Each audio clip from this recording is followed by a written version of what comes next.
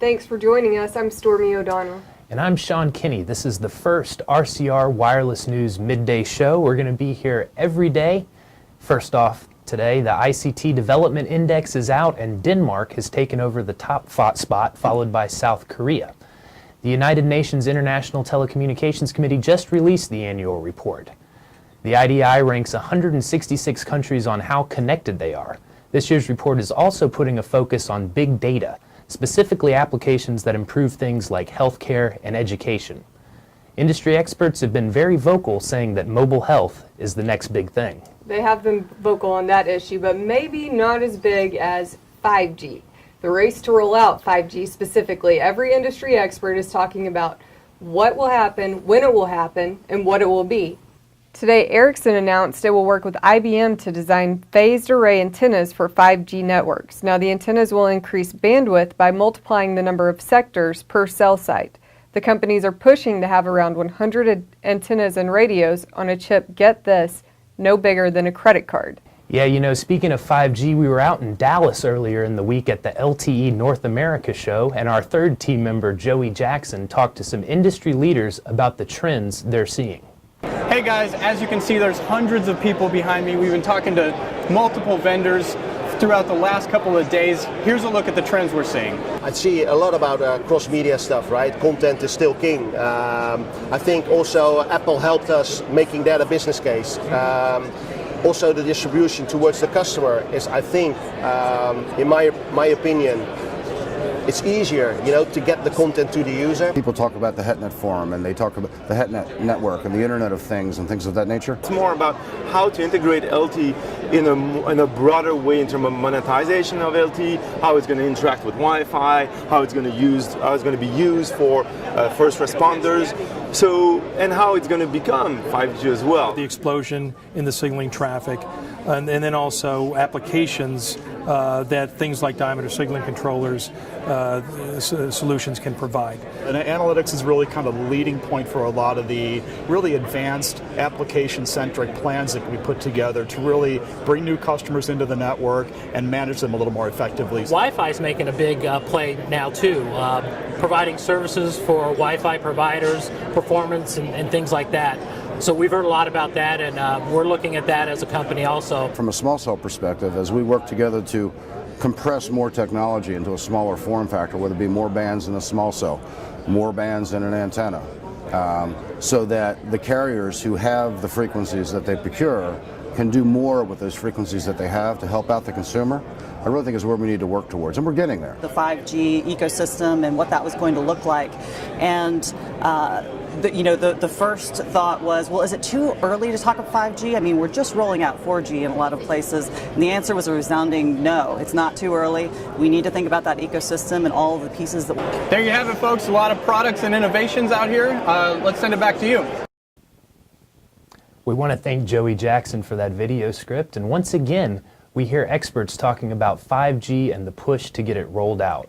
But before you can get it rolled out, you have to know, what is 5G? Or what could it be? I mean, that question was raised over and over again at LTE North America. Listen to what experts had to say. 5G obviously is not defined by ITU or any really organizational body, but it is basically now a marketing term for starting discussions. And you know, when we look at 5G right now, I think people are using that term to try to start to think about what we need to do in our networks for a better customer experience. It's a recognition that we need to think about network planning and network deployment a little differently, using some of the traditionally shied away from frequencies in the higher bands to get access to capacity and therefore defining the user experience. What are we using these higher frequencies for? We should expect commercialization of 5G to be 2020 and beyond. Also, we need to think about the lifetime of the next generation to be a long lifetime. We're not going to be just one release of the technology. And we're joined now by RCR Wireless News CEO and Managing Editor Jeff Mucci. Jeff had the opportunity to sit in on a lot of the panels at LTE North America. So, Jeff, are you the man with the answers? What is 5G?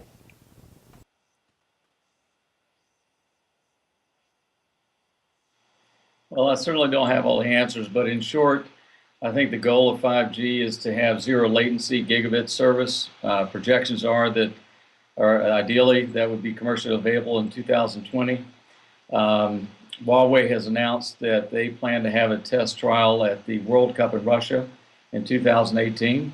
You've seen the European Union commission a study for what economic impact 5G would have on Europe as a whole. And certainly they're trying to position themselves as a leader in 5G as a region.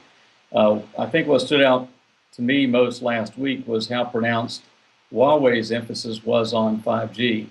And they really focused on the transformative nature of 5G and spent quite a bit of time putting a stake in the ground in terms of Huawei's future on 5G. A couple other things I would say that are notable around 5G that in terms of people can stay informed on what 5G is. There's the Next Generation Mobile Network Alliance. They're commissioning a white paper that should be out by the end of the year that will highlight some of the requirements, standards, and recommended architectures for 5G. Ted Rappaport, who founded the wireless engineering program here at University of Texas, has moved on to NYU University. He's hosting a show every April around 5G in Brooklyn, so you can look for more information coming out of their program. And finally, Vodafone launched a 5G lab in Dresden, and I had a chance to hear the head of that lab speak earlier this year. And one of the things he really focused on was this the notion of a tactile internet. And, you know, why is that relevant? What does it mean? And it really ties into zero latency for 5G, so that with connected cars, they talk about crash avoidance. For crash avoidance to really be effective or to redirect people in traffic, you need that zero latency capability in 5G. And by way of comparison, 3G networks operate around 35 milliseconds in terms of latency. The 4G networks operate around 20 milliseconds of latency. And so what they're talking about with 5G, zero latency and gigabit speeds for users. So Sean, thanks for letting me weigh in on today's 5G topic. All right, well, thanks to Jeff Mucci. He's our CEO and managing editor here at RCR Wireless News. Thanks again, Jeff. And some good insight there. Absolutely. And thanks for checking us out today. This is our first day, so we'll be here every single day, morning, midday.